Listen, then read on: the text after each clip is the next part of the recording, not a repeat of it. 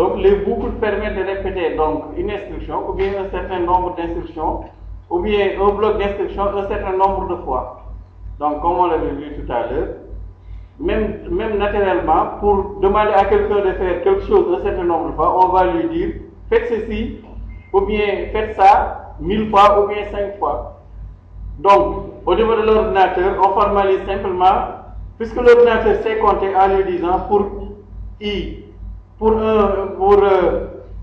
comptant de telle valeur initiale à telle valeur finale, faites telle instruction ou bien tel bloc d'instruction.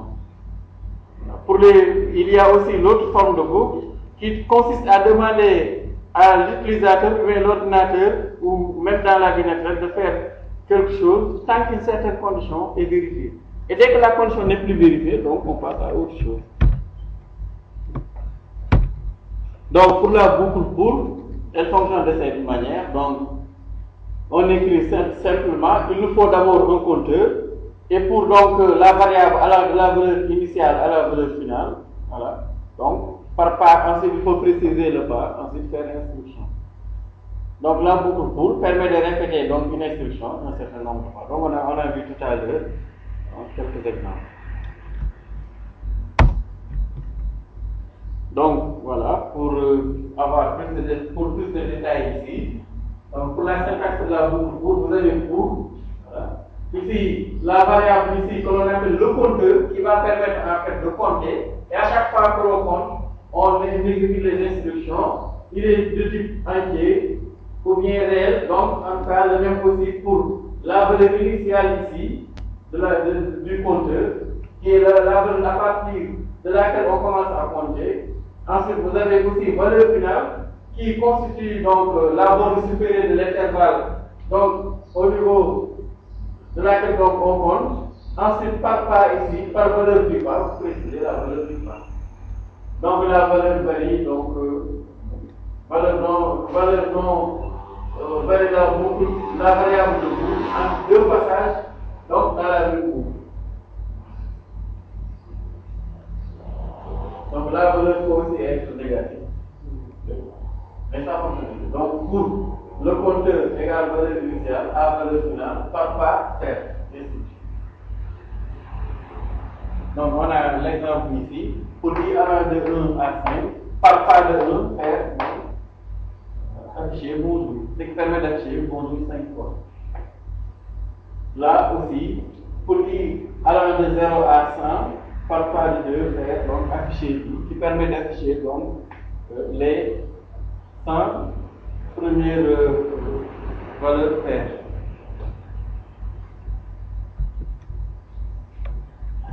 Maintenant, il faut faire attention, on verra tout à l'heure, on ne modifie pas la variable de boucle à l'intérieur de la boucle. Ça pose le problème. Ici, le compteur, c'est CPT, ici, on l'a initialisé, on a dit pour CPT à la 1 à max faire. Ici, si on ne précise pas le pas, c'est que par défaut, c'est par pas de 1. Donc, pour compteur à la 2 à max faire, et là, vous voyez, il y a un si qui modifie la valeur du compteur. Ça, des fois, bon, ça dépend des certaines valeurs, mais il faut éviter de le faire. Vous risquez de vous retrouver avec ce que l'on appelle une boucle infinie. Une boucle infinie, ça ne s'arrête pas. Il faut faire attention. À un moment donné, il faut que le compteur atteigne la valeur maximale. Si le compteur n'atteint pas la valeur maximale, là, vous allez avoir des problèmes. Il faut faire attention. Et la valeur maximale, on va déclarer avant. Oui, il faut la déclarer auparavant. C'est un exemple. Mais la valeur maximale doit être déclarée si c'est une variable ou bien ça va être soit une constante, une valeur fixe, ou bien vous déclarez une variable que vous mettez ici. Mais il faut que l'on connaisse la valeur du valeur maximale ici. Donc, oui. Si on le déplace par le pas, oui, par le C1. Si c'est par pas de 1, vous pouvez ne pas écrire par 1. Vous pouvez simplement écrire pour y aller de 1 à 5 faire. Si on ne précise pas le pas, c'est que c'est 1. Si ce n'est pas un pas de 1, maintenant il faut le préciser. Donc implicitement ici, et là c'est implicite parce que c'est clair, on le voit clairement ici, on le précise ici. Voilà.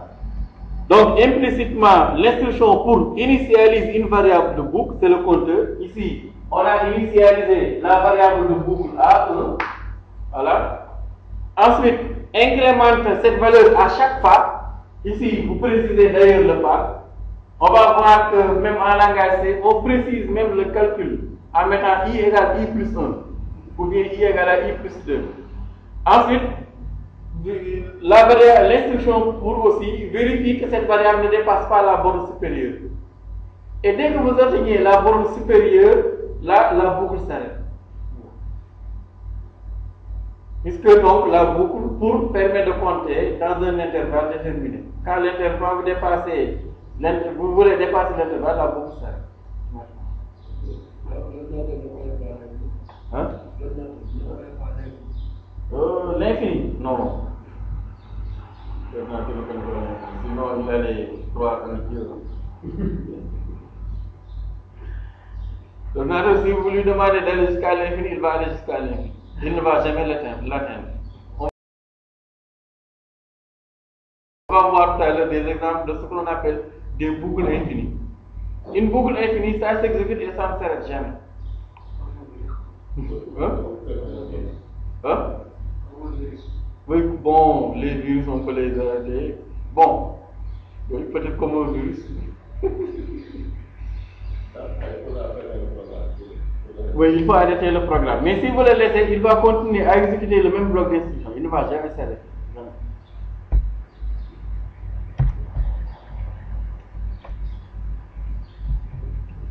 Donc ici, pour la boucle pour, le nombre d'instructions est connu. Maintenant, il y a des boucles pour lesquelles on ne connaît pas le nombre d'instructions a priori. Il y a des boucles pour lesquelles vous ne savez pas.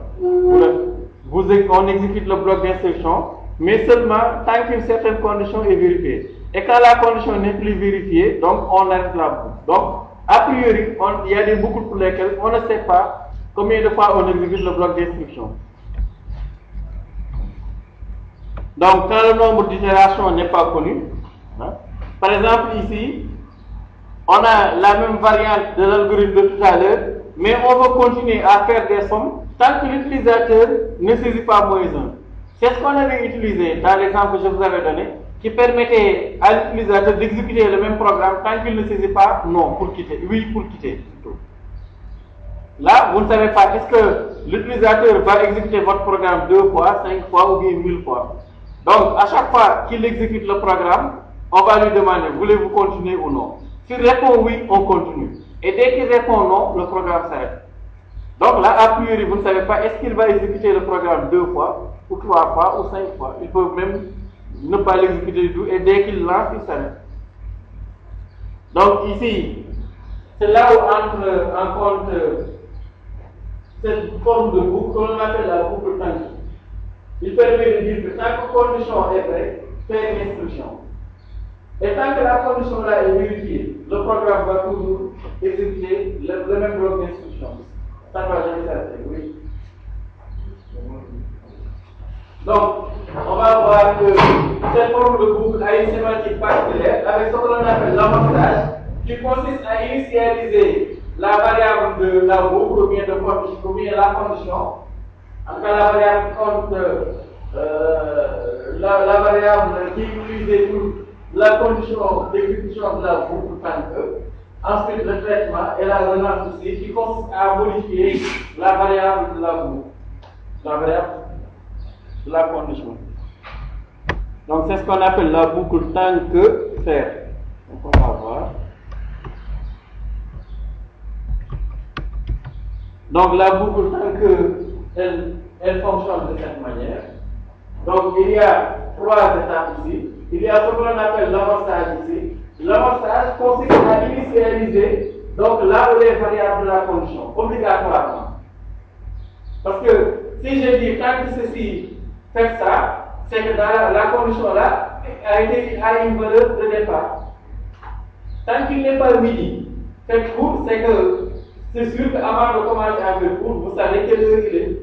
Si vous ne savez pas quelle heure il est, vous ne pouvez pas dire qu'il est midi, donc je m'arrête.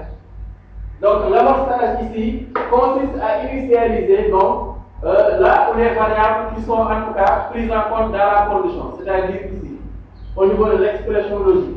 Et tant que l'expression logique est vraie, on va exécuter le traitement et ensuite effectuer une relance. Et la relance consiste simplement à réaffecter donc les variables de la condition. Voilà. Donc la relance consiste à réaffecter les variables de la condition.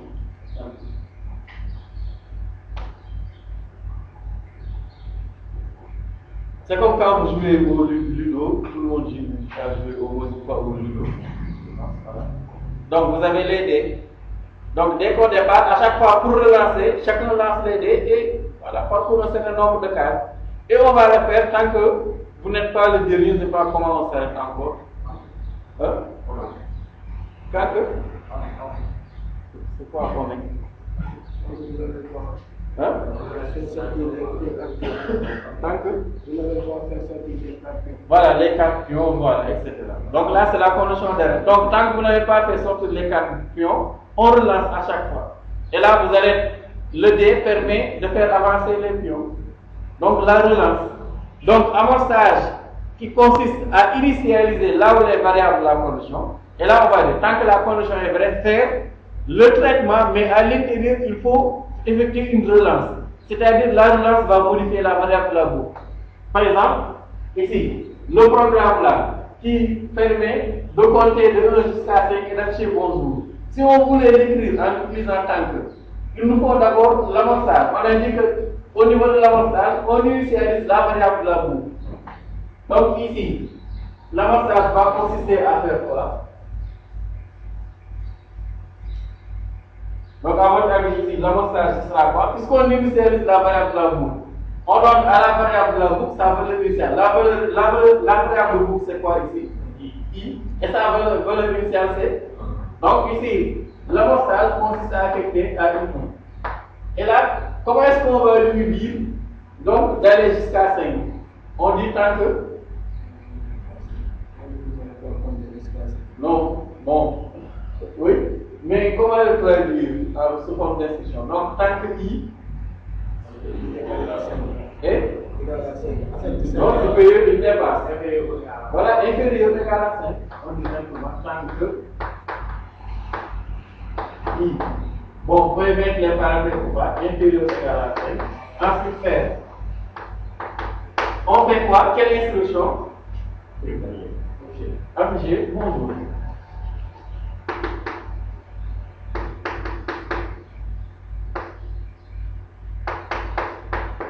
Ensuite, là, fin tant que. Mais le problème ici, regardez, si on écrit de cette manière, est-ce que le I change ici? Est-ce que le I va atteindre 5 ici? Le I n'atteindra jamais 5. C'est ce qu'on appelle une boucle infinie. Parce que là, I est égal à 1 ici. Donc I égale à 1. Pour I égale à 1, première boucle ici, il va afficher bonjour. Ensuite, il revient, il teste. Est-ce que I est égal à 5? Oui, puisque I est égal à 1. Donc ça va continuer, ça ne va jamais s'arrêter. C'est pourquoi la relance là, elle est importante. Dans notre cas ici, ça va permettre d'incrémenter la boucle par part de 1. Le compteur. Sinon, le I ne va jamais changer. Donc pour relancer, on affecte à I la dernière valeur de I plus 1. Ce qui fait que quand on met ici, il teste. Est-ce que I est égal à 1? Donc, est-ce que 1 est inférieur ou égal à 5? Oui, il affiche bonjour. Ensuite, il passe à cette instruction qui va mettre dans I la dernière valeur de I plus 1. Donc, I sera égal à combien? 2. Il revient. Est-ce que 2 est inférieur ou égal à 5? Oui. Il affiche bonjour et affecte à I 2 plus 1, 3. Et revient ici. Est-ce que 3 est inférieur ou égal à 5? Oui. On affecte à I 3 plus 1 qui est 4. On revient encore. Est-ce que 4 est inférieur ou égal à 5? Oui. On va venir ici. Donc, et mettre dans I 4 plus 1, 5.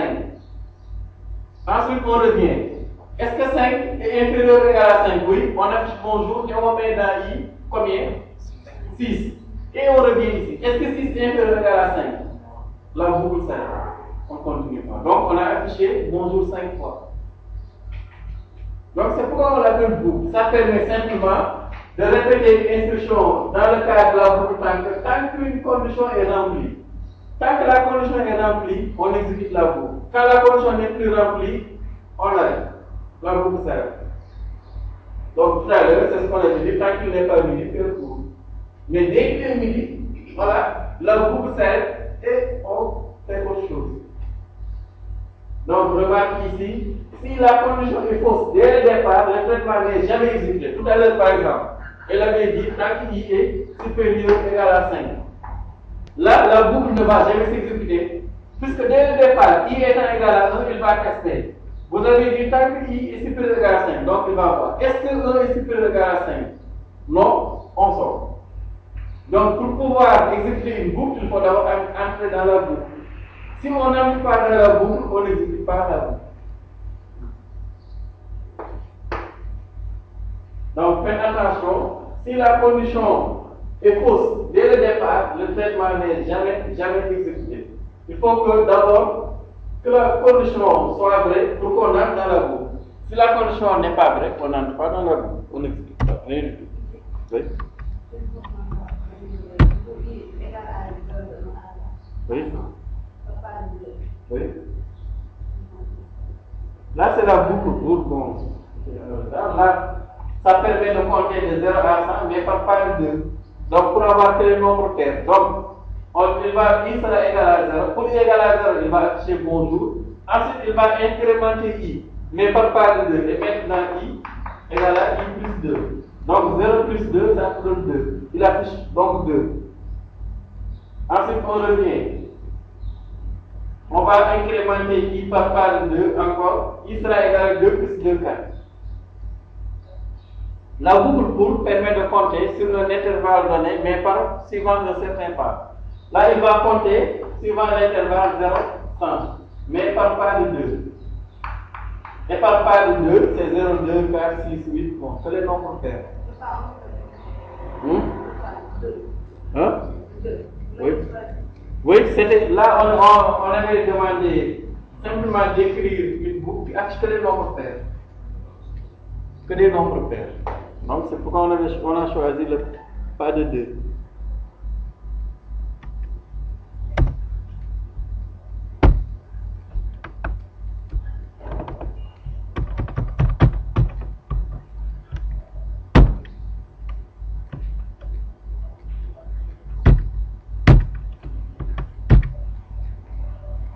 Donc, la sémantique de la boucle pour.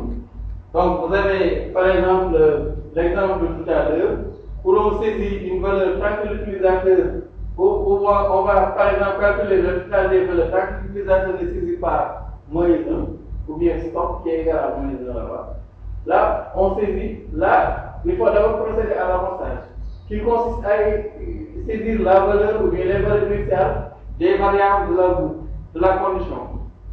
Donc là, on saisit d'abord val, et là on teste tant que val est différent de stop qui est seulement égal à moins 1, une constante. Donc là, on effectue le traitement demandé, ensuite on saisit à nouveau val pour la relance.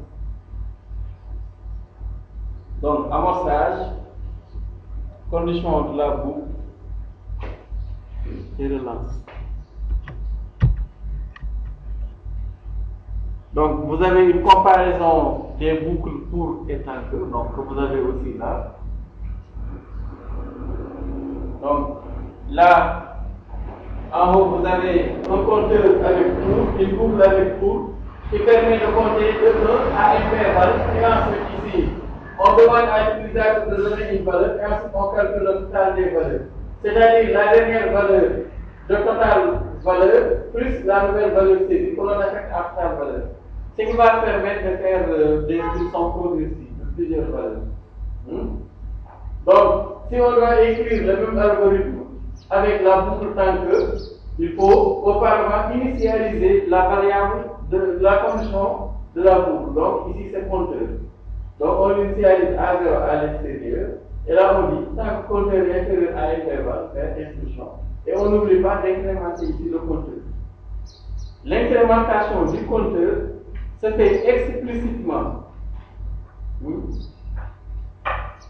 avec la boucle tant que. Avec la boucle pour, c'est implicite. Donc vous ne le précisez, l'écrivez pas. On fait attention. On ne pas reculer.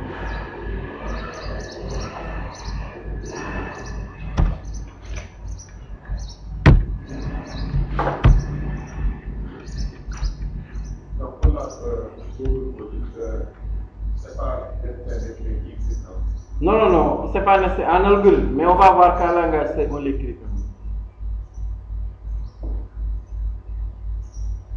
En algorithme, on donne seulement le pas, par pas de tel. Ensuite, le calcul de l'incrémentation est implicite. C'est ce qu'on avait là. Là, on avait dit que implicitement pour l'instruction, donc c'est implicite, c'est pas quelque chose qui apparaît, mais on a l'initialisation d'une variable de la boucle. Ensuite, on incrémente cette valeur à chaque pas et on vérifie que la variable ne dépasse pas la borne supérieure.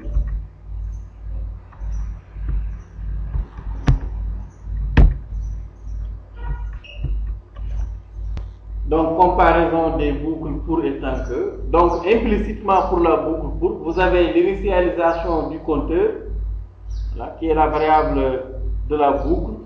Ensuite, l'incrémentation du compteur à chaque pas, donc qui est implicite. On écrit simplement par 2 ou bien par 4, par 5. Il n'y a nulle part où vous avez l'incrémentation, le calcul même, I égale à I plus 1, qui est effectué, par exemple, là, pour la boucle. Ensuite, il y a la vérification que le compteur ne dépasse pas la borne supérieure, aussi qui est implicite. Tandis que, quasiment, toutes ces choses-là sont explicites pour la boucle tant que, il faut les préciser. Donc, vous avez l'initialisation du compteur qui est effectuée ici. On l'a initialisé à l'extérieur, tandis qu'ici, quasiment c'est implicite pour tout. Ensuite, vous avez l'incrémentation du compteur à chaque pas qui est effectuée. Donc, qui constitue la relance, qui est égale à I plus 1. Mais ici, vous ne voyez pas de calcul. On écrit simplement pour I à la de 2 à 5. Donc, ensuite, il y a la vérification que le compteur ne dépasse pas la borne supérieure. Vous voyez ici, tant qu'il ne dépasse pas la borne supérieure. C'est explicite pour la boucle tant que. Tandis qu'ici, il n'y a rien où l'on précise. Donc, on a seulement donné l'intervalle. Et ensuite, il se décline. Même si en algo, on verra que, ça peut devenir explicite. Maintenant, puisqu'on peut quasiment écrire tout ce qu'on peut faire avec pour, on peut l'écrire avec tank, et des fois aussi, certains algorithmes que l'on a écrit avec tank, on peut les écrire en utilisant pour, mais comment choisir entre pour et tank?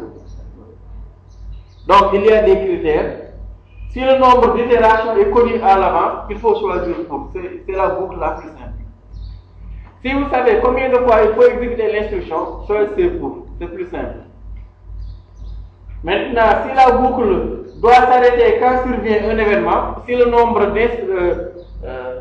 d'itérations n'est pas connu, donc on choisit simplement tank. Donc, si le nombre d'itérations est connu, c'est-à-dire le nombre de fois qu'on exécute les instructions, on choisit pour. Sinon, choisissez tank.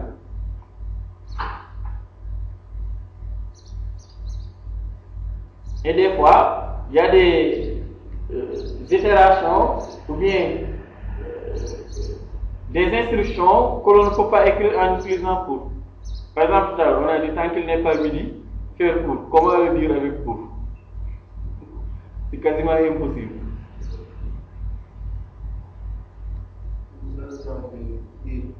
Quand il faut aller jusqu'à il faut apprendre jusqu'à la fin de l'année. Tant qu'il n'y a pas de grève. Oui, tant qu'il n'est pas à la fin de l'année, faire court. Mais dès qu'il est à la fin de l'année, la boucle s'arrête. Mais aussi, pour l'événement, il y a un grève oui, mais là, ça entre en compte dans la boucle tant que. Donc, tant qu'il n'est pas la fin de l'année, ou bien vacances, ou bien grève, faire court. C'est là où entrent en compte les conditions composées qu'on avait vues. Oui.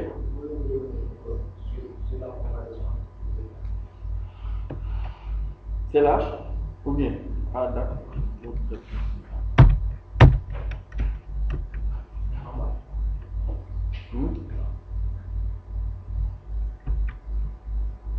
C'est là ou bien?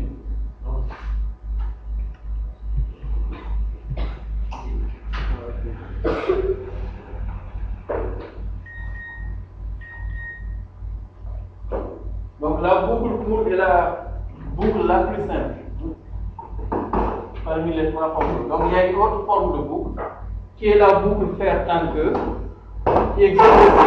Cette boucle va permettre d'exécuter d'abord avant de tester est-ce qu'on continue ou pas. Tandis que la boucle avec tant que faire, on teste d'abord avant d'entrer, avant de commencer la boucle. Mais il y a l'autre boucle faire tant que, où l'on exécute d'abord le bloc au moins une fois avant de vérifier est-ce qu'on continue ou pas. Donc, ça fonctionne quasiment de la même manière, sauf que là-bas on teste d'abord avant de commencer la boucle. Et pour l'autre forme de boucle, voilà, on exécute au moins une fois avant de tester est-ce qu'on continue ou pas.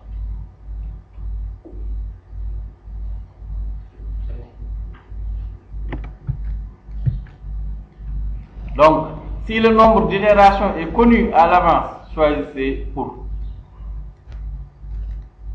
Maintenant, si la boucle doit s'arrêter quand survient un événement, on ne peut pas le compter. Un événement, ça peut subvenir parce que ça survient. Mais, donc là, on utilise tant que. Soit c'est au hasard, ou bien il y a des calculs qui sont effectués et on ne sait pas a priori combien d'itérations ça va prendre pour que donc cet événement survient. Dans ce cas, on utilise tant que. Donc, pour et tant que. Pour i allant de 1 à n faire, c'est tant que condition faire. Donc, vous avez un exemple ici avec la boucle répétée. Ici, tant que. Donc, ici, regardez. C'est une autre variante de la boucle tant que. Mais ici, au lieu de dire tant que telle condition faire, ici, on dit simplement répéter tant que la condition là n'est pas vérifiée. Donc, répétez. Donc, faites ceci tant que la condition là n'est pas vérifiée. Ce n'est pas la même chose que de dire tant que cette condition est vraie, faire ça. Donc là, c'est la troisième forme de boucle que nous allons voir. Là, c'est quasiment la même chose. Ici, c'est un algorithme, voilà, où on saisit des nombres ici, où l'on force l'utilisateur à obligatoirement saisir une valeur positive non nulle. Et là, on lui dit, répétez, afficher, donner une valeur positive non nulle. On saisit la valeur tant que la valeur est négative. Donc, si l'utilisateur saisit une valeur négative, il va répéter le même bloc d'instruction. Et dès qu'il va saisir une valeur positive, on sort. Donc là, par exemple, on a l'instruction affichée, donner une valeur positive non nulle. Donc la phrase donner une valeur positive non nulle sera affichée. Saisir valeur, on va récupérer la valeur. Supposons que l'utilisateur saisisse moins 2, il teste. Est-ce que moins 2 est inférieur ou égal à 0? Oui, on répète la boucle donc. On va lui demander à nouveau de saisir un nombre. S'il saisit moins 5, on teste. Est-ce que moins 5 est inférieur ou égal à 0? Oui, on répète. Donc tant qu'il saisit une valeur négative, on va répéter les deux instructions, afficher et saisir. Mais dès qu'il va saisir 10 par exemple, on teste. Est-ce que 10 est inférieur ou égal à 0? Hein? Non. Donc la boucle s'arrête. Et là, on lui affiche que la valeur positive non nulle que vous avez saisie est 10. Et ensuite, on continue le traitement de la valeur saisie, bon, si vous avez d'autres instructions. Donc la boucle répétée tant que. Donc la boucle répétée tant que fonctionne quasiment de la même manière que la boucle tant que faire, qu'on avait vu tout à l'heure. Sauf que ici, on écrit répéter. Ensuite, d'abord, on effectue soit là ou après le traitement, peu importe, la réaffectation de la ou bien des variables de la condition. Ensuite, on effectue le traitement tant que la condition est vérifiée. Donc, là, la différence avec la boucle tant que, c'est qu'on exécute donc les instructions au moins une fois, voilà, avant de répéter à nouveau les instructions. Donc, on exécute au moins une fois le bloc d'instructions avant d'itérer. Donc, remarquez ici, le traitement dans l'exemple précédent se limite à la réaffectation de la variable de la condition. Bon. Vous avez vu.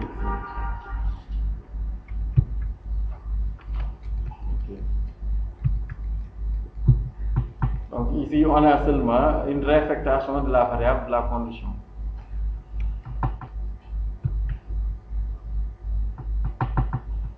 Donc si on devait écrire la même chose pour cet algorithme, par exemple avec là, on va dire répéter.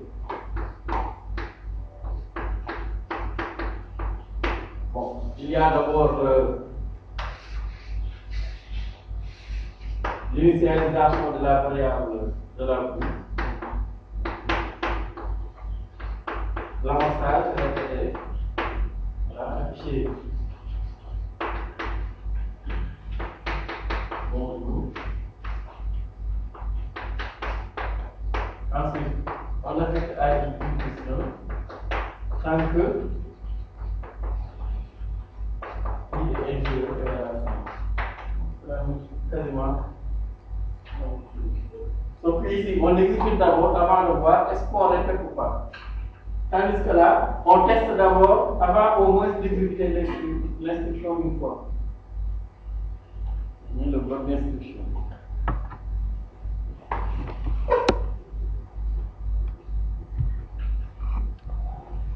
Donc, comparaison entre les boucles répétées tant que et tant que faire, ici. Voilà. Là, on a toujours l'exemple où l'on force l'utilisateur à forcément saisir une valeur positive paire.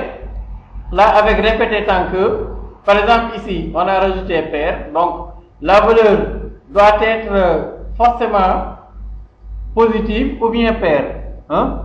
Donc, pour le forcer, on dit simplement répéter, donner une valeur que l'on saisit, tant que la valeur saisie est négative ou bien que la valeur modulo 2 est différente de 0. Donc, tant que la valeur est négative ou bien que la valeur, le reste de la division de la valeur saisie par 2 est différent de 0, on continue la saisie. On va demander à l'utilisateur de saisir. Et dès qu'il va saisir une valeur qui est positive et paire, là, on arrête la boucle.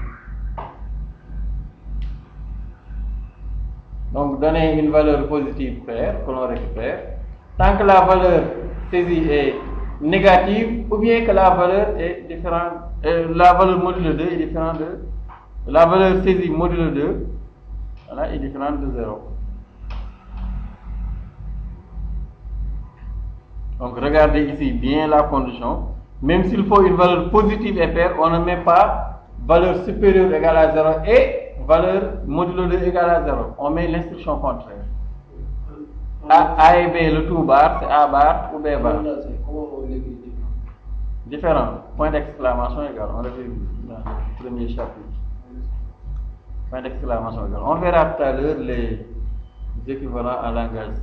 Donc répéter, c'est simplement quoi en anglais. Bon, repeat, mais il y a pas autre, il y a un autre mot aussi. Repeat, c'est ce qu'on utilise en Pascal par exemple. Mais en langage C, on utilise un autre mot synonyme, c'est while. While.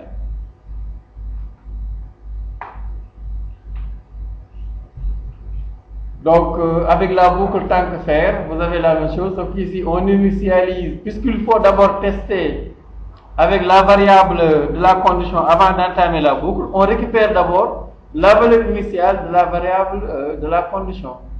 Donc, on récupère d'abord une valeur initiale avant de tester. Si la valeur ne respecte pas la condition qu'il faut pour s'arrêter, on continue, on répète la boucle.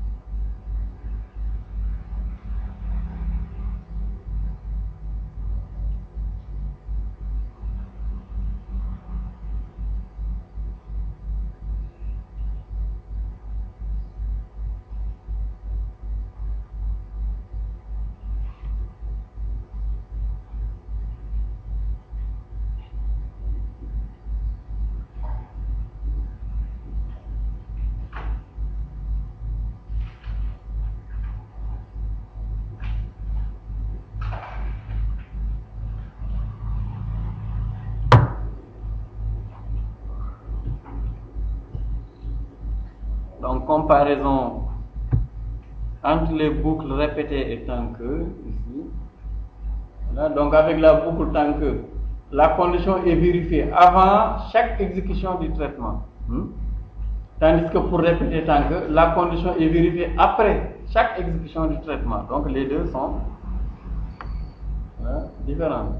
Avec la boucle tant que aussi, le traitement peut donc ne pas être exécuté, puisqu'il faut vérifier la condition avant chaque exécution. Donc le traitement peut ne pas être exécuté. De plus, la condition porte surtout sur la saisie de nouvelles variables avec la relance, ou bien des calculs qui sont effectués. Tandis qu'avec répété tant que, la condition est vérifiée après chaque exécution du traitement. Ici, on exécute d'abord le traitement, voilà, avant de vérifier la condition en bas ici, tant que i inférieur à. Le traitement est exécuté au moins une fois, même si voilà, la valeur initiale du compteur n'est pas bonne. Donc, de plus, la condition porte surtout donc, sur le résultat du traitement.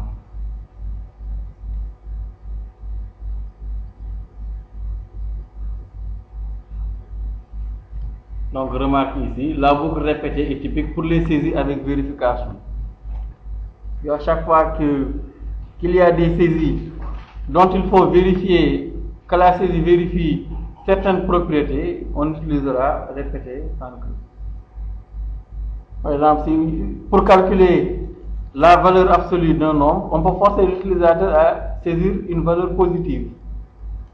Là, on va simplement dire répéter, saisir x, tant que x est négatif.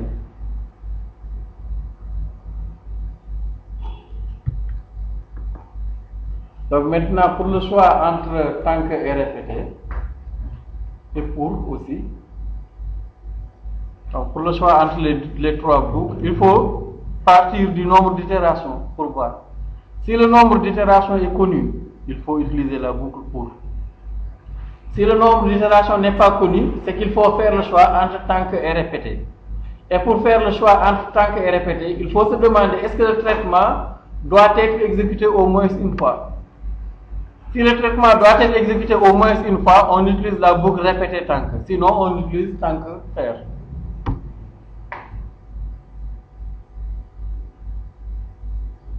Donc, c'est ce qui permet de faire le choix entre les trois formes de boucle. Donc, si le nombre d'itérations est connu, il faut utiliser la boucle pour. Si le nombre d'itérations n'est pas connu, il faut faire le choix entre la boucle tant que et la boucle répétée. Et pour faire le choix entre la boucle tant que et la boucle répétée, il faut voir est-ce qu'il faut exécuter le bloc d'instruction ou bien les instructions au moins une fois. S'il faut les exécuter au moins une fois, donc là, on ne teste pas d'abord, là, on utilise répéter. Sinon, on utilise la boucle tant que faire.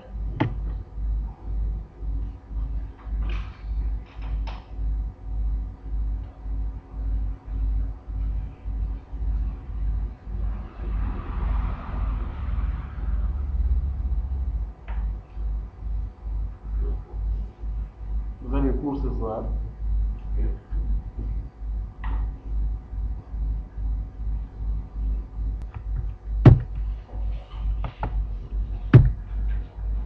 Donc, remarquez ici, avec les FC, FTQ, F pour, voilà. Donc, les fins si, fin tant que, fin pour, peuvent être donc omis si le corps se limite à une seule instruction. Mais mettez-les dans tous les cas, c'est plus sûr. Hein? On peut ne pas les mettre si, par exemple ici, pour la boucle pour ici, la boucle pour ne concerne que les instructions affichées qui sont là. Donc on pouvait ne pas mettre les F pour. Mais mettez-les, c'est beaucoup plus prudent. Ça va vous éviter de les oublier. Mettez-les. Oui, les FT, FC, les FC pour le si, les F pour, etc. Si c'est une seule instruction, vous pouvez ne pas les mettre. Mais dans tous les cas, mettez-les, c'est plus sûr. Donc, par exemple, ici, vous avez l'exemple ici de cette instruction où l'on teste si val est supérieur et si la valeur est positive, strictement donc positive, valeur d'afficher, donc fini. Donc, ici, bon, là, alors il faut le sortir de la parenthèse. Là.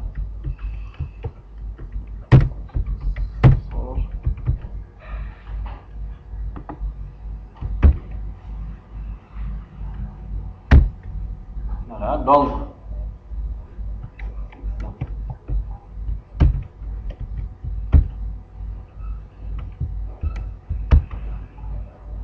voilà, donc ici il n'y a pas de FC. Là aussi, pour y aller de 1 à max faire affiché, puisque la seule instruction qui est concernée par la boucle, c'est le affiché là, donc vous pouvez ne pas mettre F pour. Mais dans tous les cas, mettez-les, c'est beaucoup plus prudent.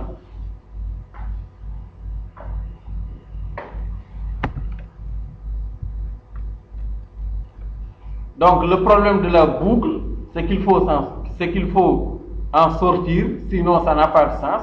Vous ne pouvez pas continuer à faire la première année pendant 20 ans ou bien 30 ans, ça n'a pas de sens. Hein? À un moment donné, il faut que la boucle s'interrompe.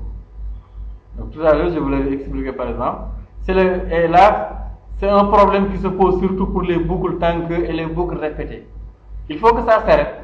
On exécute le même bloc d'instruction jusqu'à ce qu'un certain événement soit vérifié, mais il faut qu'à un moment donné que l'événement soit vérifié. Voilà. On vit jusqu'à ce qu'on meure et là c'est fini. A priori, personne ne peut dire je vais vivre 1000 jours ou 2000 jours ou bien 40 000 jours, etc. Pas possible. Mais à un moment donné, la condition d'arrêt sera vérifiée et la boucle s'interrompt. Et on passe à autre chose. Il faut toujours, quand vous écrivez les programmes, vérifier que la condition d'arrêt de la boucle sera atteinte. Sinon, vous allez vous retrouver avec ce qu'on appelle une boucle infinie. Donc, quelque chose dans la suite d'instructions de B ici, par exemple, là on dit tant que A faire B, ou bien répéter B tant que A. Donc ici, le traitement à effectuer c'est B.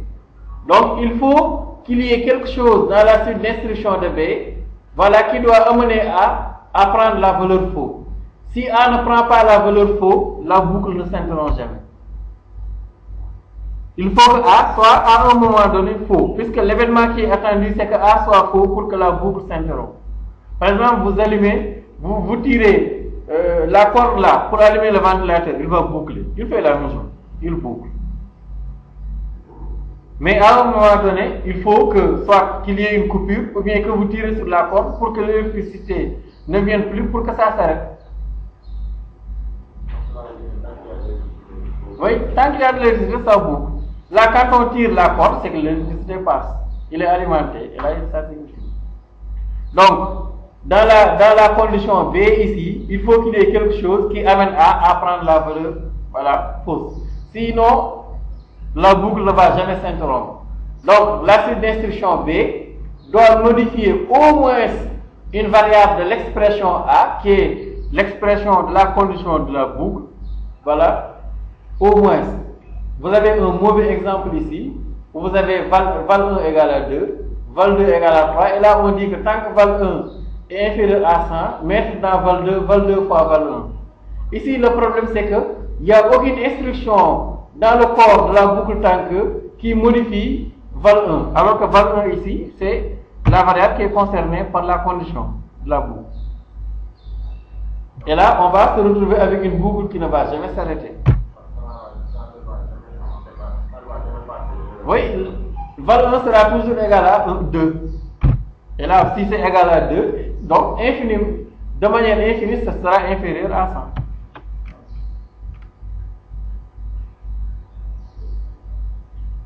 100. Et ça, c'est pas naturel. Une chose naturellement ne peut pas être constante comme ça. Ça change à un moment donné. Il n'y a que Dieu qui change, mais tout le reste, ça change. Il y a toujours un début et une fin. Donc, hormis Dieu, qui n'a ni début ni fin, vous ne pouvez pas trouver un autre exemple dans la nature qui n'a pas de début et qui n'a pas de fin, ou bien qui reste constant. Il n'y a pas ça, ça n'existe pas. Il faut essayer de trouver quelque chose qui n'a pas de début, vous ne le verrez pas. Ou bien quelque chose qui n'a pas de fin, vous ne pourrez pas. Ou bien quelque chose qui reste constant comme ça. Parce qu'il y en a pas. Tout change. Peut-être que ça évolue là, très lentement, mais tout change. Même les bâtiments, tout, ça change. Peut-être que c'est la vitesse de changement qui n'est pas très grande, mais il y a des changements. Bon, pour ceux qui croient en Dieu.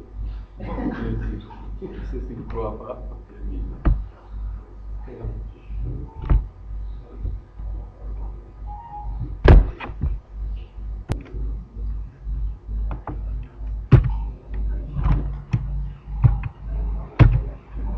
Voilà.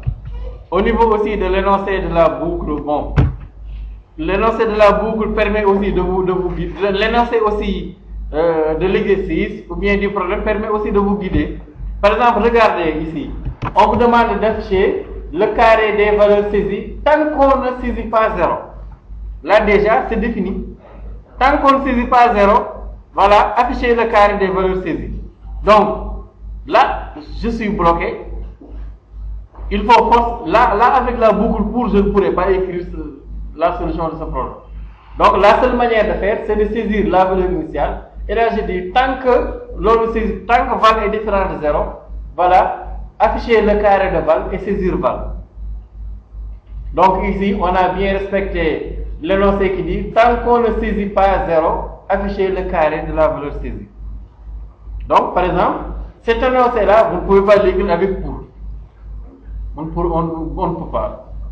Puisqu'on a dit tant que la valeur saisie n'est pas égale à 0. L'utilisateur peut saisir deux valeurs, ensuite saisir 0. Il peut ne jamais saisir 0. Bon. Donc vous ne savez pas a priori quel est le nombre d'itérations. Donc là, la boucle pour est exclue. Là aussi, puisqu'il faut au moins, pour afficher le carré, voir est-ce que l'utilisateur, est-ce que la valeur saisie est différente de 0, donc il nous faut utiliser tant que. Vous avez aussi le second énoncé où l'on dit que où l'on demande de saisir des données et de s'arrêter dès que la somme dépasse 500. Dès que, voilà, ici, dès que la somme dépasse 500, leur somme dépasse 500. Donc a priori ici, on ne connaît pas le nombre de fois dont il faut saisir. Donc ici, la boucle pour est exclue. Donc on utilise la boucle tant que.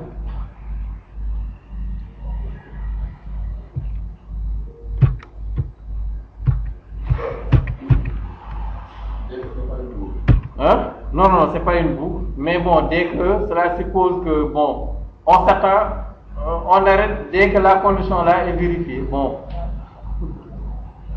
Il y a un événement que l'on attend. Dès que l'événement est vérifié, on arrête. Donc il y a quelqu'un qui attend, il attend. On va dire que nous allons partir dès que l'autre va arriver. Donc bon. Là, on attend un événement. Donc, autre énoncé ici, saisir des données et s'arrêter dès que leur somme dépasse 500. Donc, voilà, aussi répéter tant que. Ou bien aussi saisir des données tant que leur somme ne dépasse pas un seuil donné. Donc, dans l'énoncé, si on parle de tant que, ou bien dès que, ou bien les autres mots qui ressemblent à tant que, dès que, on utiliser les boucles répétées tant que, ou bien tant que faire. Donc vous avez un exemple d'un mauvais choix de la boucle ici.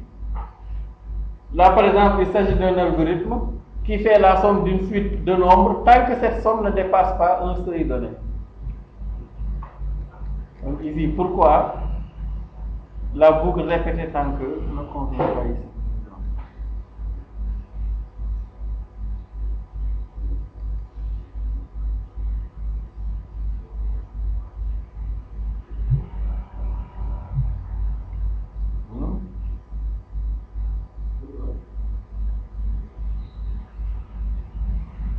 Ici, on a dit que c'est un mauvais choix de boucle. À votre avis, pourquoi c'est un mauvais choix?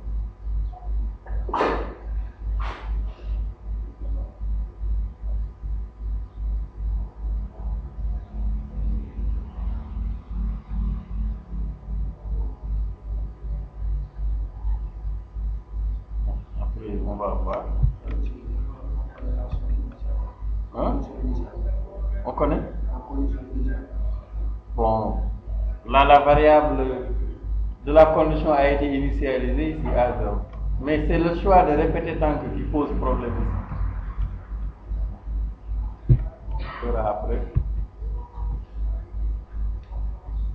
Donc, quand utiliser la boucle tant que, bon, presque de manière générale, c'est la structure itérative universelle. N'importe quel contrôle d'itération peut se traduire avec la boucle tank. Quel que soit le problème, vous pouvez le résoudre en utilisant la boucle tank. Si bien sûr c'est nécessaire. Hein? Donc, c'est une structure itérative irremplaçable aussi dès que la condition d'itération devient complexe. Des fois, il y a des problèmes que l'on peut résoudre en utilisant tank, mais que l'on peut réécrire aussi si l'on veut en utilisant pour. Mais ce n'est pas dans tous les cas. Par exemple, lorsqu'on demande de saisir des valeurs, les traiter et s'arrêter à la saisie de la valeur d'arrêt -1 ou après avoir saisi 5. Là, vous ne pouvez pas le remplacer en utilisant pour ou bien aussi des fois répéter tank.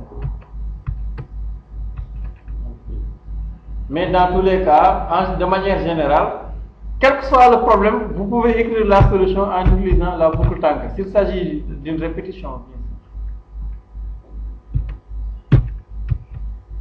Donc, en langage C maintenant, il suffit simplement de traduire, tant que cela se traduit avec while en anglais. Et là, pour la structure générale, on écrit en langage C while expression instruction, simplement. Et pour la boucle répéter tant que, c'est pourquoi des fois dans certains livres, au lieu de dire répéter tant que, on met faire tant que. Donc là pour le traduire, on écrit simplement do while. Et là, il faut encadrer le bloc d'instruction à chaque fois par une accolade ouvrante et une accolade fermante.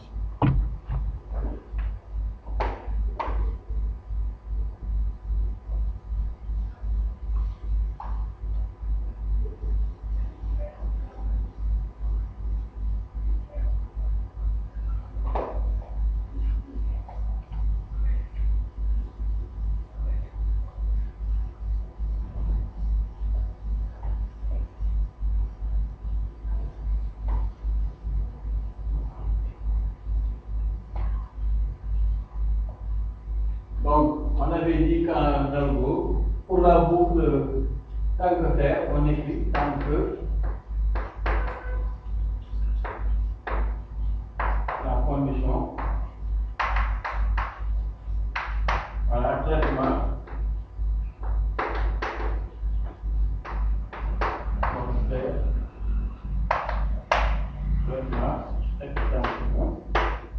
en langage C, on traduit simplement avec while, condition. Donc, le faire comme avec la boucle C, on ne le traduit pas. Ensuite, mais ici, pour marquer le bloc, on met une accolade ouvrante et là une accolade fermante. Comme au niveau du bloc de la fonction main. Comme là, on le traduit.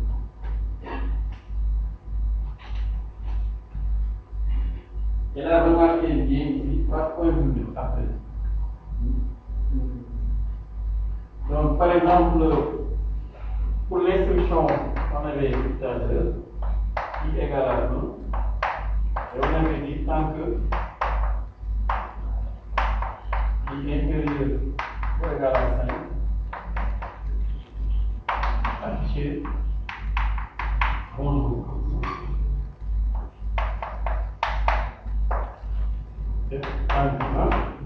Là, en langage C, on traduit simplement. Donc, on affecte à i la valeur 1. Et là, il suffit de dire while i inférieur ou égal à 5. Accolade ouvrante, printf bonjour. Bon, ici, pardon, j'ai oublié d'incrémenter la variable. Et là,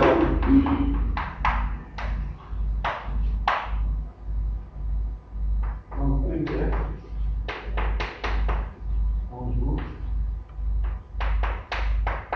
Ensuite, on n'oublie pas la relance qui consiste à incrémenter la variable de la boucle. Oui. Oui, en langage C, oui, on l'avait aperçu. On avait vu ça, je pense. I++, c'est la même chose que si on écrit que i égale à i plus 1. C'est la même chose. C'est la même chose aussi avec I moins moins. C'est la même chose que si on écrit I égale à I moins 1. C'est simplement des raccourcis. I plus plus, I moins moins, bon.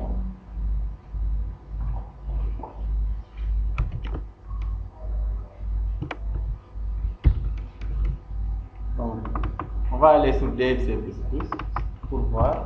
D'abord avec la boucle tant que. Un exemple. Oui. Oui. Quoi? Hein?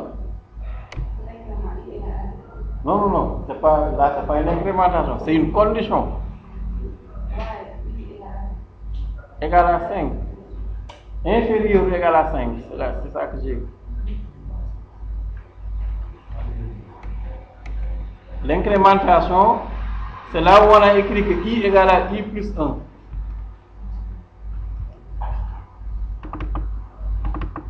Faire attention à la confusion.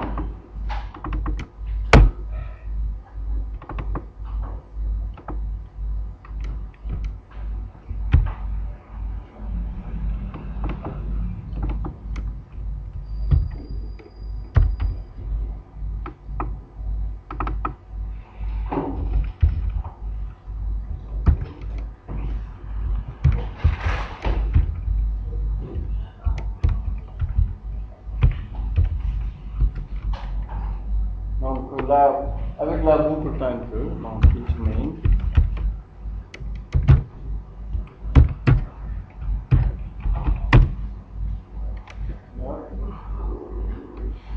Bon, on a la variable I initialisée à, on écrit simplement tant que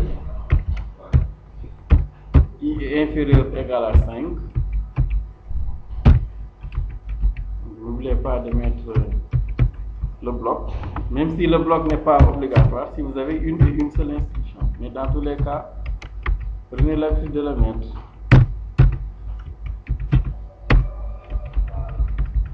Donc là, il y a l'amorçage ici qui consiste à initialiser la variable de la condition ici, de la boucle.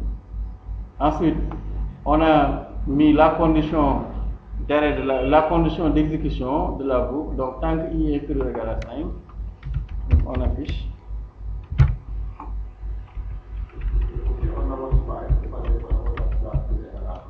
Non, il faut lui donner la valeur. On va voir tout à l'heure. Si vous ne le mettez pas, ça va poser problème. Donc tant que I, donc printf bonjour. Il vaut mieux prendre l'habitude de le mettre. Bon, des fois dans certains programmes, on a la chance qu'il initialise toujours la valeur que l'on déclare à 0. Là, ça va vous sauver, mais dans certains programmes, on ne va pas passer. Donc, I égale à I plus 1 ou bien I plus plus. Ensuite, getch return 0.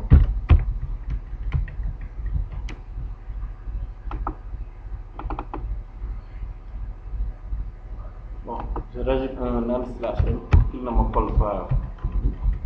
Bon, je peux même afficher la valeur de I. Comme ça, on va voir que I avance bien de 1 jusqu'à 5. Donc, plus I ici. Maintenant, rajouter ici pourcentage D pour afficher la valeur de I. Nous allons voir l'évolution de la valeur de I. Que I est 5, qu'il y a une incrémentation de I de 1 jusqu'à 5.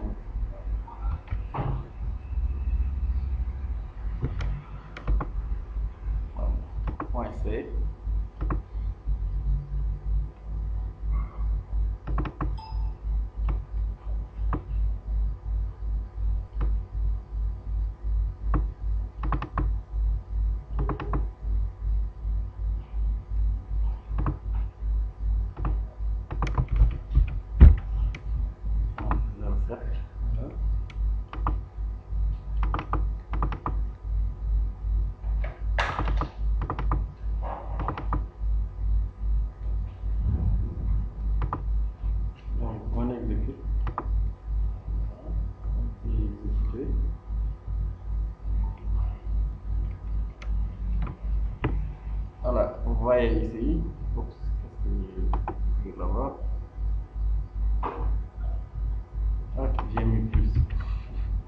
virgule ici.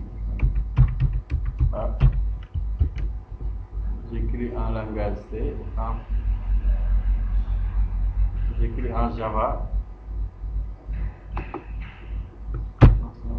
Voilà, vous voyez le i là varie de 1 jusqu'à 5.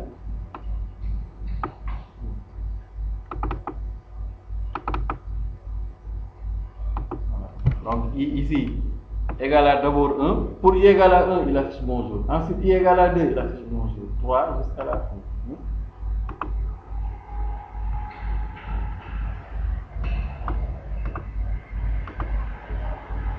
Donc j'ai bien 1, 2, 3, 4, 5. Donc, compteur.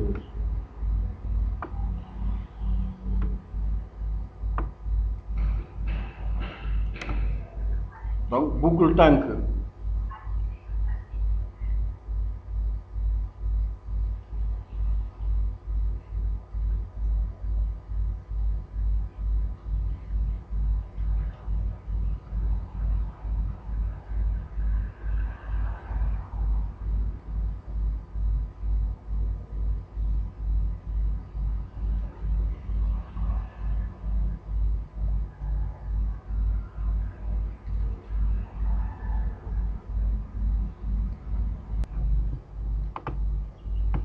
Vous avez l'étape d'amorçage ici.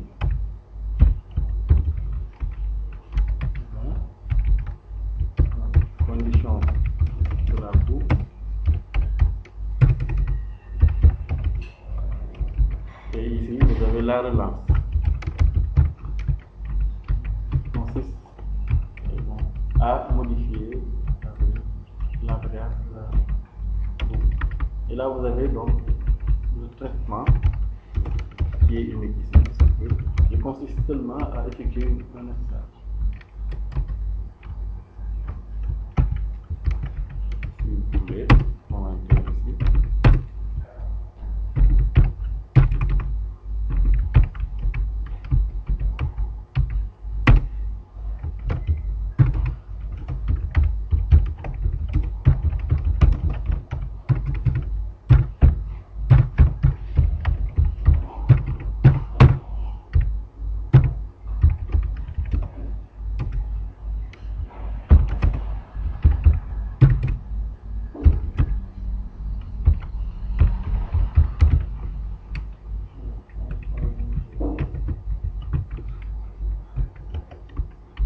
Vous pouvez aussi demander à l'utilisateur de fournir le nombre de fois, bien de saisir le nombre de fois dont il faut saisir bonjour.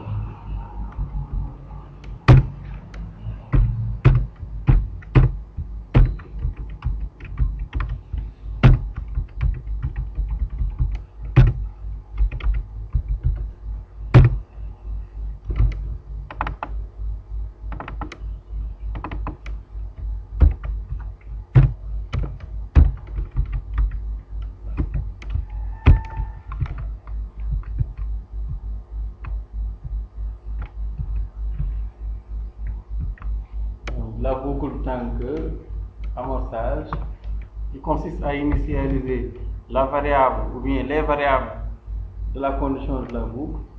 Ensuite, on écrit tank, donc while condition, alors instruction. Donc le traitement, et on n'oublie pas de faire la relance qui consiste à modifier la variable ou bien les variables qui entrent au niveau de la condition de la boucle. Si vous les oubliez, vous risquez de vous retrouver avec une boucle infinie. Bon, supposons qu'on l'oublie, par exemple, je commande cette ligne, vous allez voir. Vous voyez, là c'est ce qu'on appelle une boucle infinie. Vous voyez, il continue. Puisque là, il n'y a pas de relance, vous voyez, pas de relance ici. Je l'ai commenté. Donc le i va éternellement rester égal à 1. Donc il continue. Et là, il va toujours continuer à vous afficher donc bonjour. Avec donc i égale à 1 qui ne change pas. Donc n'oubliez pas la relance, elle est importante.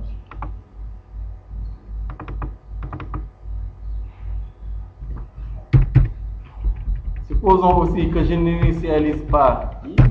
Bon, peut-être qu'il va l'initialiser à 0, ce qui va peut-être nous sauver. Voilà, vous voyez, il n'entre même pas. Sûrement, il a initialisé I avec n'importe quelle valeur qui dépasse peut-être 5. Donc, on n'oublie pas l'amorçage qui consiste à initialiser la variable de la boucle. Bon, même si c'est amorçage et déclaration de la variable.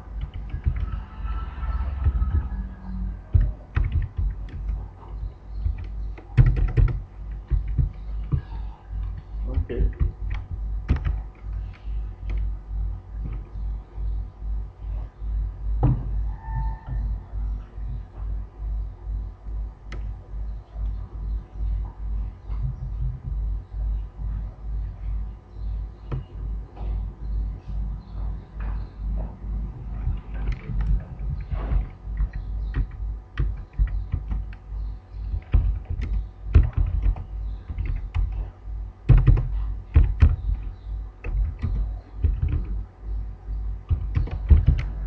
Avec une boucle tank.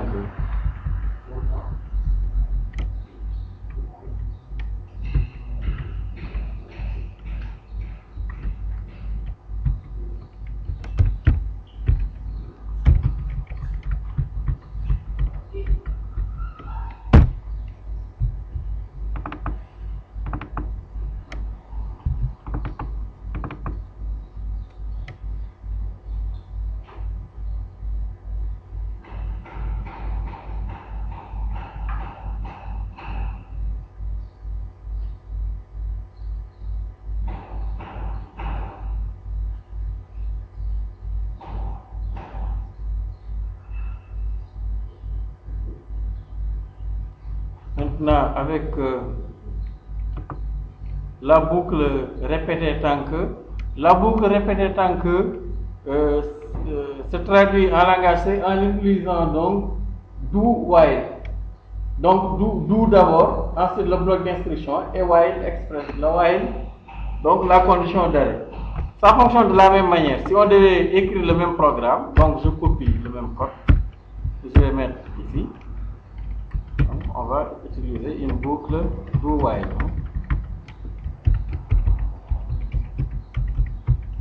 Donc, qui est répétée.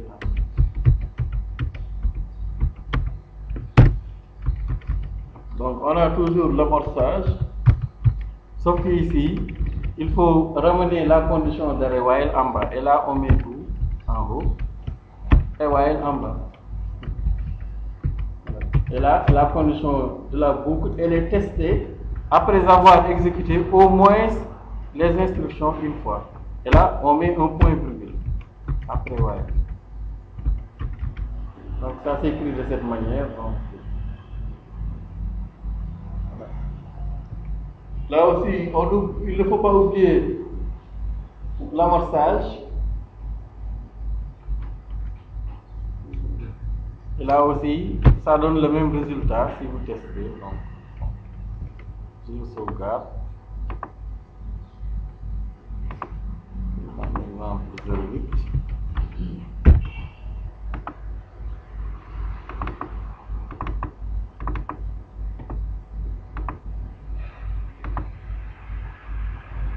Vous voyez, on a la même chose.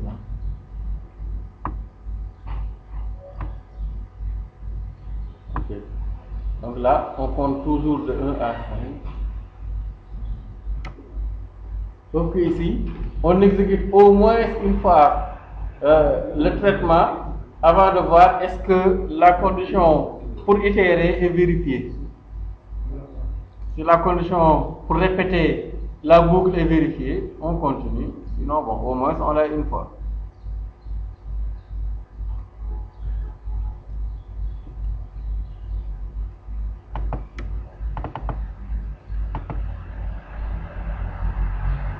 Bon, on termine juste cette partie, on va prendre la pause.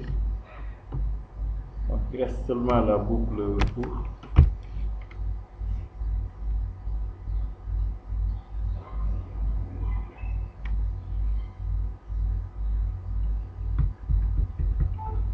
Donc là, on peut aussi le modifier pour forcer l'utilisateur à saisir un nombre qui est strictement positif. Dans ce cas, voilà, qu'est-ce qu'il faut faire? Donc là-bas, il ne s'agira plus d'une variable de groupe, donc on va essayer de l'écrire tout à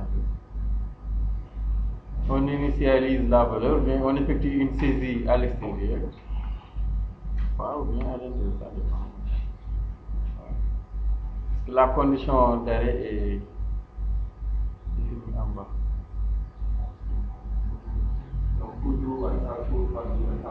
Oui, par while. Donc, do while permet d'exécuter au moins une fois le traitement.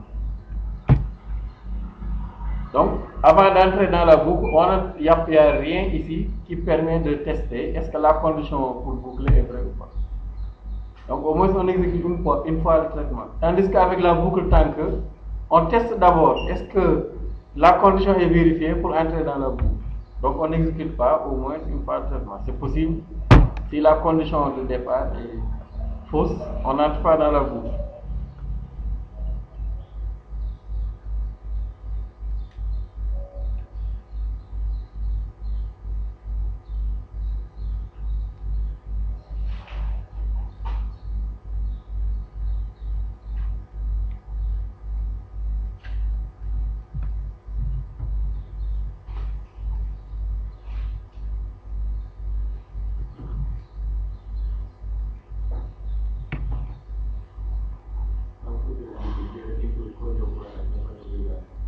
Si? Non, ça n'a rien à voir. Cogno, on le mettait parce que sur certains ordinateurs, si vous ne le mettez pas, il ne reconnaît pas getCH. Cogno, c'est pour le getCH, pour certains ordinateurs.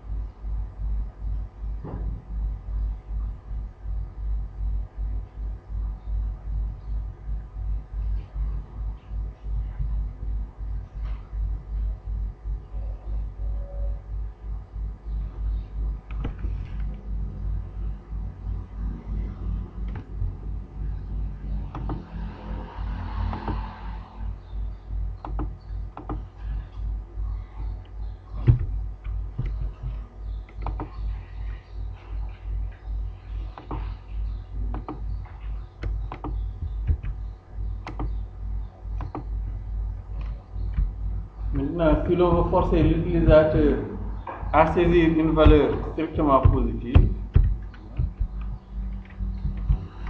donc ce programme permet de forcer l'utilisateur à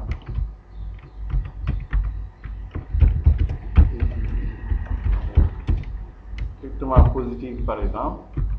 Là, vous avez seulement besoin de déclarer val ici, pas d'amorçage.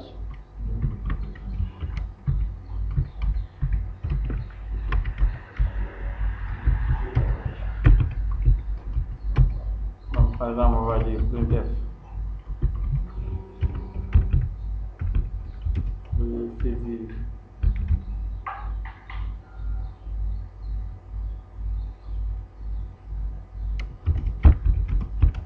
une valeur strictement positive. Ensuite, on récupère la valeur ici. Donc, scan F.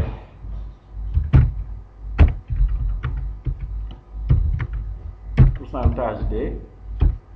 Left de val. Donc, pas donc.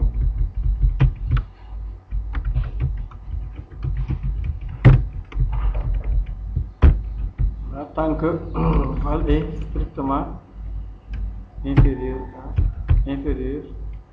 ou égal à 0. Et là, tant que l'utilisateur saisit des valeurs négatives, la boucle ne va jamais s'arrêter. Et à la sortie, on peut dire par exemple, comme sur le support de cours, que la valeur positive, strictement positive, que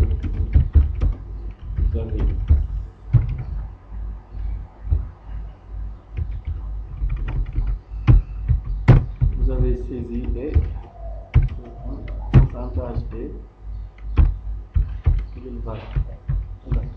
Et là, l'utilisateur n'a pas le choix. Dès qu'il va saisir, à chaque fois qu'il saisit une valeur qui est inférieure ou égale à 0, la boucle va continuer. Et dès qu'il va saisir une valeur positive, la boucle s'arrêtera.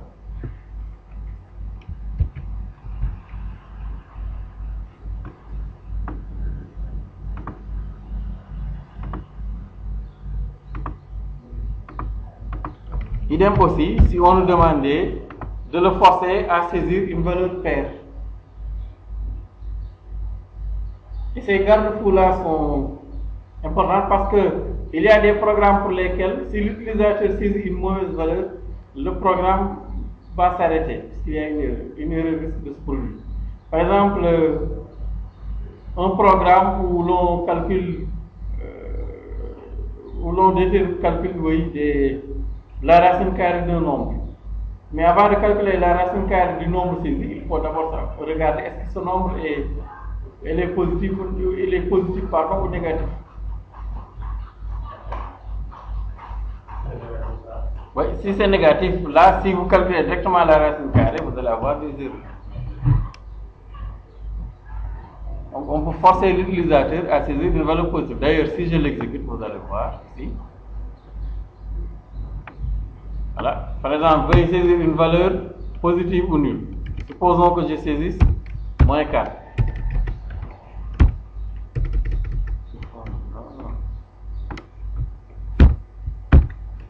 J'ai saisi moins 5, il continue. Veuillez saisir une valeur positive ou nulle. J'ai saisi moins 89, il va refuser. Mais dès que j'ai saisi 9, qui est positif, là ça s'arrête. La valeur positive que vous avez saisie est 9. On met 2 points ici pour séparer. Bien, on met. Non, c'est bon. C'est juste pour ne pas coller le 0 et le chiffre suivant. Oui, c'est ici il faut mettre un slash. Non, c'est pas nécessaire, je pense.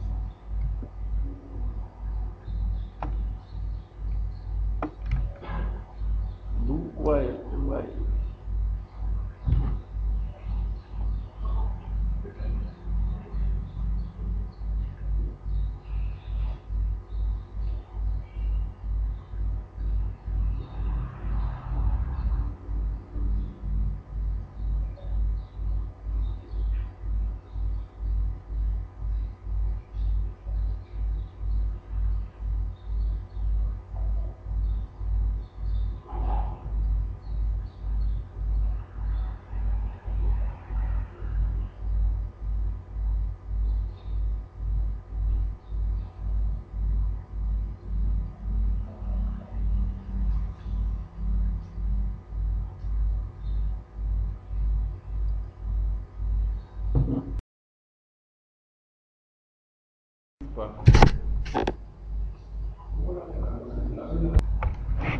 Donc pour la boucle tant que, il suffit simplement de traduire l'algorithme. Voilà. Donc pour l'algorithme, on écrivait pour i allant de 1 à tel, donc pour i allant pour compteur allant de la valeur initiale à la valeur finale, faire instruction. Donc si le pas est différent de 1, on le précise. Mais bon, en algo, en langage simple plutôt, il faut toujours préciser le pas. Par exemple, on dit pour i allant de valeur initiale à valeur finale. Voilà, par pas, ensuite 1 ou 2, fait. Voilà, le traitement fait. Ensuite, fait pour. Si on veut le traduire en langage C, on l'écrit de cette manière. Donc, on utilise for, on traduit le coup. Pour c'est for. Ensuite, les conditions doivent être mises entre parenthèses ici. Ensuite, vous mettez expression 1. Dans l'expression 1, on initialise la variable de la boucle. Ensuite, point virgule. La deuxième expression sert à mettre la condition d'arrêt. Et la troisième expression ici va permettre d'incrémenter le compteur uniquement. Donc, on écrira for, voilà, i égale à valeur initiale. Point virgule. Donc, cette partie-là, c'est ce qui va venir là. Et le point virgule, il est important et obligatoire, il faut le mettre. Ensuite, la condition d'arrêt était implicite au niveau de l'algorithme. Là, il faut le mettre explicitement. Donc, jusqu'à valeur finale, cela veut dire qu'il est strictement inférieur ou bien inférieur ou égal à valeur finale. Donc, I inférieur ou égal à valeur finale. Ensuite, point virgule, on met l'incrémentation de I. Donc, I égale à I plus. Après la programme, vous mettez le traitement. Par exemple, pour afficher 5 fois bonjour, on écrira for I égale à 0, I inférieur ou égal à 5, I plus plus, qui est la même chose que si on écrit que I égale à I plus 1, plus F bonjour.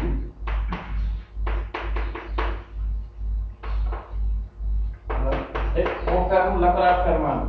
Donc là, on a l'initialisation du compteur. Initialisation du compteur.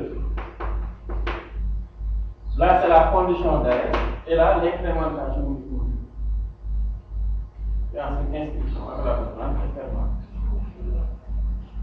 Là, les points virgules sont obligatoires. Il ne faut pas les oublier.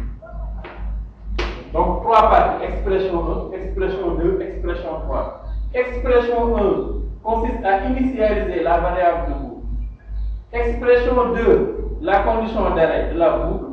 Et expression 3, il faut incrémenter la variable compteur. Initialisation, condition d'arrêt, incrémentation. Donc, c'est ce que vous avez ici. Donc, c'est ce qu'on a là, par exemple, avec la boucle for. Par exemple, là, on écrit for I égale à 1, I inférieur égal à 10, I plus plus, printf I. Là, ça va permettre d'afficher 10 fois, donc les 10 premières valeurs de 1 jusqu'à 10. Donc, exemple. Comment c'est I plus plus? Non, pas I plus 1. I plus 1. Où? Après, I inférieur égal à 10. Oui. I plus. Plus plus. Oui, on avait dit que I plus plus, c'est la même chose que si on écrit que I égale I plus 1. C'est la même chose, les deux sont équivalents. Donc bon, on va sur dev C++ pour implémenter un exemple. Donc, j'ai inclus studio.h, inclusion des bibliothèques. Into main.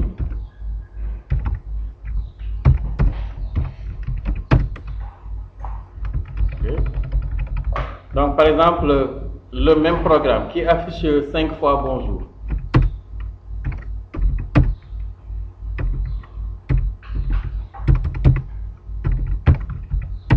Donc, par exemple, ce programme.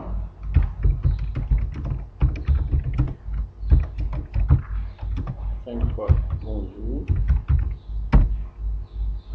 En utilisant une boucle courte. Voilà, boucle for. Donc, il nous faut d'abord ici, nous n'avons besoin que de la variable compteur, donc int i. Donc, on déclare une variable i Et pour la boucle, on écrit for. On initialise d'abord le i égal à 1, i inférieur ou égal à 5, i plus plus. Donc les trois parties.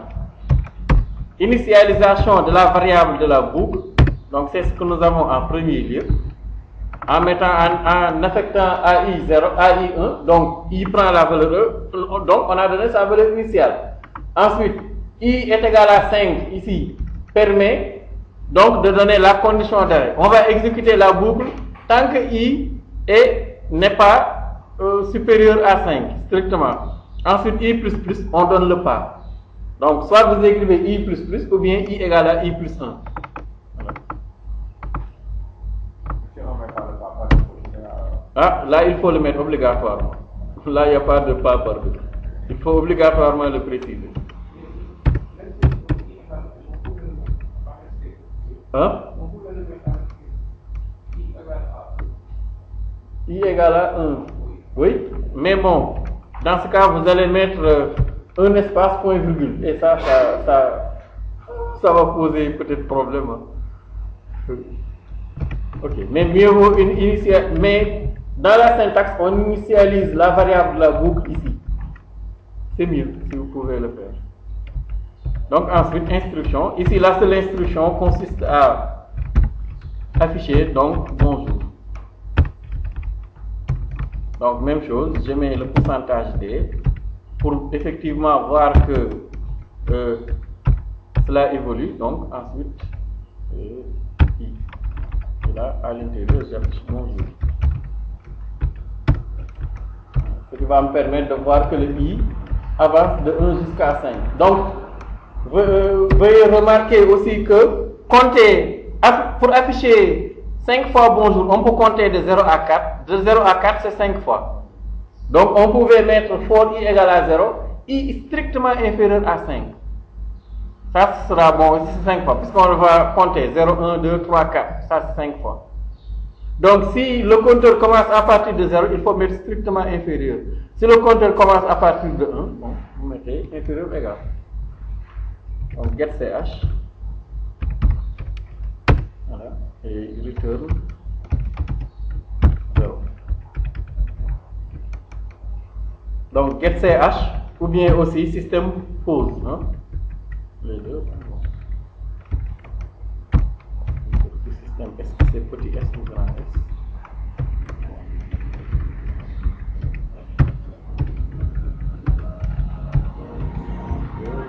Ça va être grand s.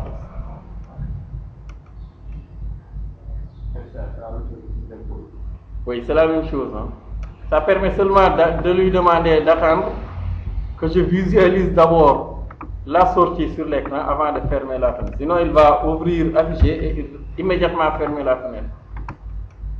Bon, attendez parce que je ne sais plus si système c'est en majuscule. Voilà, système donc c'est petit s.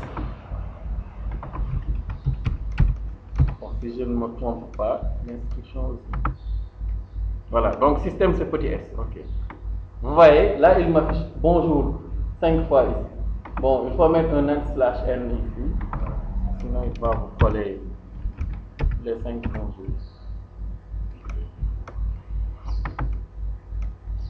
Voilà. Donc, vous avez 1 bonjour, 2 bonjour, 3, 4 et 5 bonjours avant que cela se termine. Okay. Le système pause permet d'utiliser la commande pause du MS-DOS. Système vous permet, par exemple, on pouvait mettre système même une commande réseau, maintenant vous les connaissez peut-être. Voilà, système IP config. Là, quand on écrit système pause, ça permet d'utiliser la commande pause. Par exemple, ici, bon, juste pour voir, je vais mettre système IP config. On l'avait déjà, je vous avais déjà montré. Lorsque je mets système IP config all. Hein? Oui, même chose. Hein? Soit vous mettez système pause ou getch. Alors vous voyez, quand je mets système pause, là j'ai la trace de ce que m'a retourné donc le IP config qui est là. Donc, nom de l'autre, bon, etc. Ainsi que mon adresse IP et adresse MAC de chacune de mes cartes. Donc, avec système, vous pouvez utiliser toutes les commandes MS-DOS qui existent. Même si vous mettez système dir,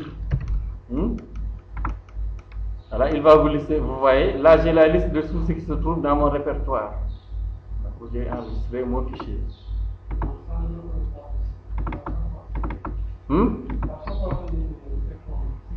Oui, système, entre parenthèses, la commande. Petit s, pas grand S. Ah, est-ce que tu as écrit système? Il n'y a pas de E à la fin. Ah, donc c'est pas normal. Il faut vérifier. Tu n'as pas bien écrit système. Je le reconnais.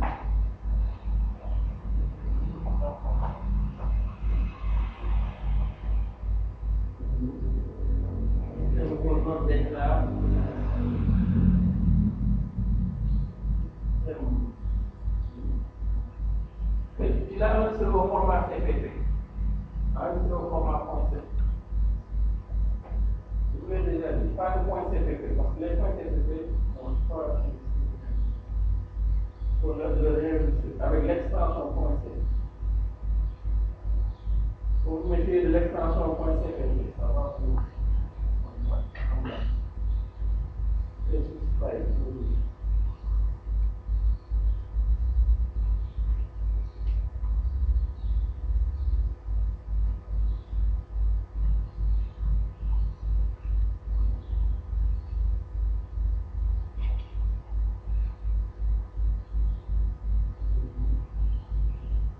La commande n'est pas bonne. Tu as mis il faut il fait config.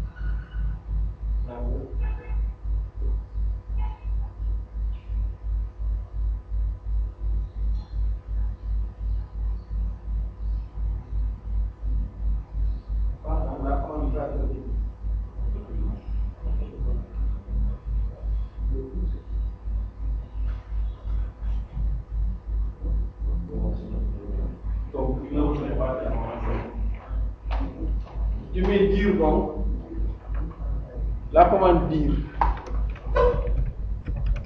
Pense à la commande tracer. Je pense que ça existe.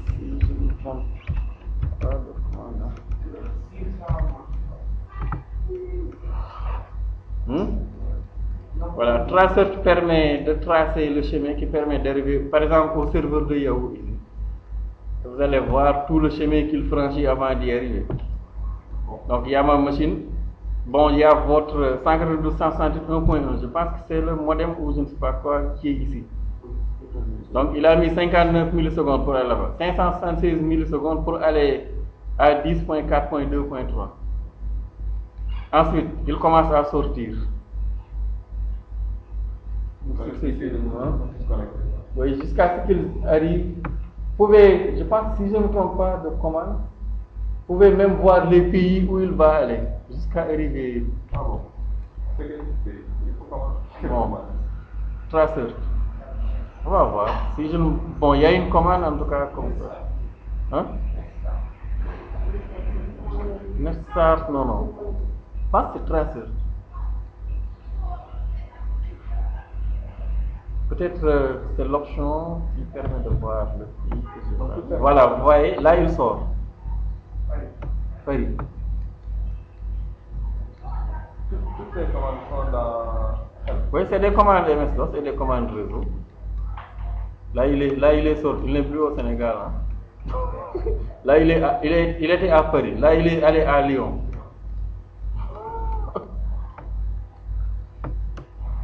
En fait, c'est des commandes la Genève. Hein? Donc, jusqu'à ce qu'il arrive au serveur de Yahoo. Donc, voilà, et là, il a terminé. Traceur. Je pense qu'il faut mettre traceur ainsi que le site. Le serveur où vous voulez tracer le chemin donc, qui est emprunté pour y arriver. Donc, il va aller, bon, je ne sais pas comment vous les appelez, pas de. Non, de. Hein? Oui, il faut avoir Internet, bien sûr. C'est des sauts qu'il va effectuer. Bon, moi, je suis spécialisé en réseau.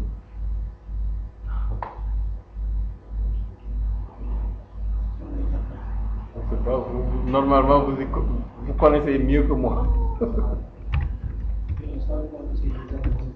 Oui, il vous donne aussi les adresses des serveurs ou des passerelles, je ne sais pas. En tout cas, là où il passe progressivement pour y arriver. Par exemple, si je tape cnweb.sm, là, quand je vais exécuter, vous allez voir, il va me montrer la trace. Ça permet aussi de voir quel est le temps que ça prend. Bon, les administrateurs réseau peuvent l'exploiter pour voir cette chose. Par exemple, je lui demande d'aller à cnweb.sm. Hein? www. Bien, je l'ai mal écrit. C'est cnweb.com ou bien passe.com, pas .sm. Oui, là c'est bon.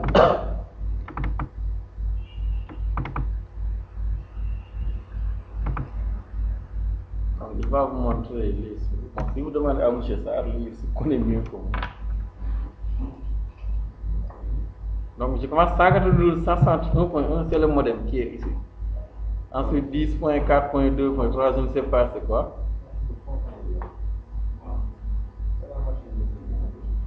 Donc, il vous montre aussi les adresses IP des je ne sais pas, genre de serveurs ou passerelles, je ne sais pas qu'est-ce que c'est, qu'il traverse jusqu'à arriver au serveur de Cnweb. Ainsi que le temps aussi qui est entre ces sauts-là.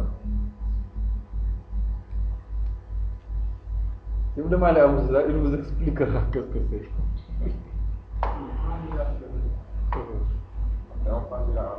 Hein?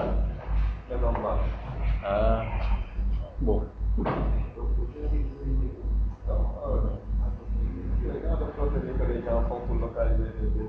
Bon. Ah, peut-être.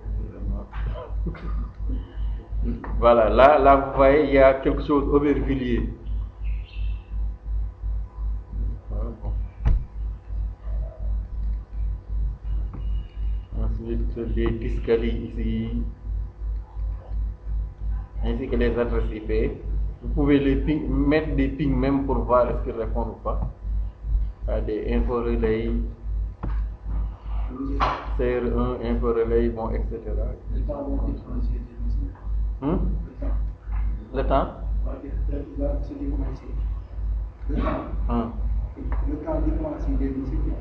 Non, là c'est le temps, je pense qu'il met pour atteindre les différents, je ne sais pas, les différents ordinateurs avec les adresses IP qui sont affichées. Vraiment, je ne peux pas vous dire à titre exact. Je sais que ça fonctionne de cette manière. Mais vraiment, oui, là je pense que c'est le temps qu'il met pour accéder, en tout cas je pense. Hein. Mais vraiment, j'en suis pas sûr du tout. Ça dépend des ordinateurs ou je ne sais pas. Vraiment, là il faut demander à M. Ça c'est pas les choses sur lesquelles je peux vous donner des explications. Je n'y connais absolument pas grand chose. Je connais seulement les commandes, mais comment ça fonctionne vraiment, je ne sais pas. Oui. C'est en réseau et télécommunication. Je peux vous donner plus d'explications que moi. Oui, c'est point SN, je pense. Oui, voilà, c'est un point SN. Là, c'est le serveur, c'est le site de. On va voir sur quel serveur ça se trouve. Normalement, c'est OVH.